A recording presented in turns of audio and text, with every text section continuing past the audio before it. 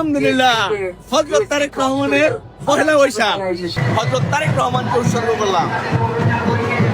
সরকারের সময় মানুষ কথা বলতে পারে নাই, আনন্দ করতে পারে নাই, হাসতে পারে নাই, দ্রব্যমূল্য উঠতে ছিল। এখন দেশে কোনো সমস্যা নাই, সবকিছুই তারেক রহমানের কল্যাণে।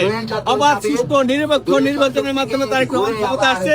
শুধু দ্রব্যমূল্যটা একটু নিয়ন্ত্রণে নিলে আলহামদুলিল্লাহ হযরত তারেক রহমানের পহেলা বৈশাখ। আপনি কাকে উৎসর্গ করছেন?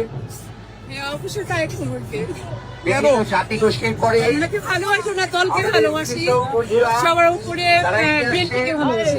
কৃষক বন্ধুরা এগিয়ে আসছে। গণতন্ত্রের যে একটা চর্চা শুরু হয়েছে জুলাই আন্দোলনের পর থেকে, আমরা জুলাই শহীদদের সমস্ত শহীদদেরকে এই পহেলা বৈশাখটা উৎসর্গ করলাম, হযরত তারেক রহমানকে উৎসর্গ করলাম।